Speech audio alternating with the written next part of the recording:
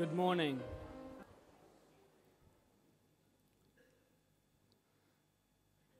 Today's assembly is the Founders' Day Assembly, and we will begin by singing 2 verses of the National Anthem.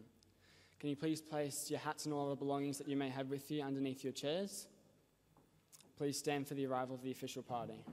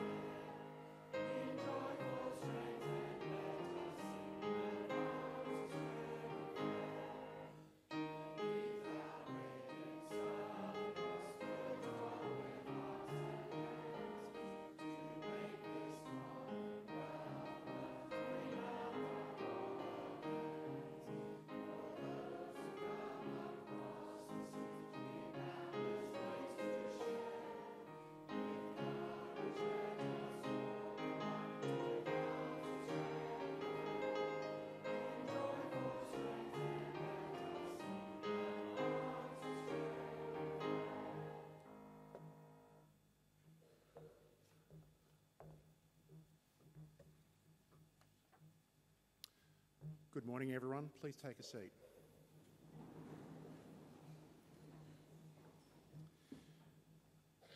I would like to commence this morning by welcoming you all back to school for the beginning of Term 2. It is good to see everybody return after the break.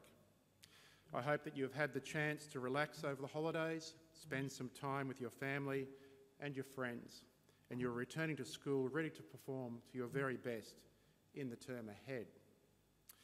In particular, I would like to welcome those of you who joined the school for your first day today. I wish you all the very best for your time ahead at the school and encourage you to make the most of the opportunities on offer at Townsville Grammar School. This morning we celebrate the school's Founders' Day, the 130th anniversary of the opening of the school. Before I speak about this important occasion, I would like to welcome our special guest to Assembly this morning. Brigadier His Honour Judge Durwood joins us this morning. Judge Durwood is the Chairman of the Board of Trustees of Townsville Grammar School, a role that he has held since 1997.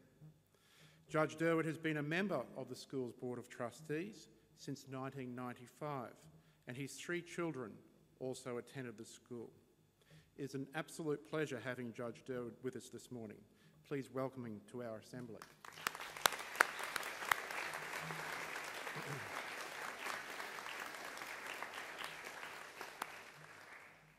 As I mentioned, 130 years ago today, on Monday the 16th of April 1888, the school opened its doors for the very first time. To get a grasp of what that would have been like in 1888, I think it is worthwhile spending a few moments considering what Townsville might have been like at that time. This morning I've gathered a series of photographs from that period of time for us to look at. This first photograph is of Flinders Street, looking back towards Castle Hill. Now this photograph is not from 1888, but from 1873. You can see that a row of buildings exist, but they are relatively ramshackle. The road is just a dirt track, and the image does look a little like the Wild West. The next image I have for you is from 1888. And again, it is Flinders Street, but this time looking back towards the coast.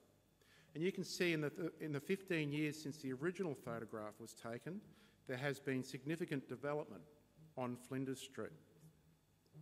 A good number of the buildings that continue to stand on Flinders Street have been built. The road is not being sealed, but you can see that there are gutters. There are no cars. They have not yet been invented, but there are some telegraph lines in the foreground. Electricity was not available in Townsville until 1922. But from this photograph, it can be surmised that there has been some prosperous times in for Townsville. This next photograph is St Joseph's Catholic Church looking down towards where the Strand is now.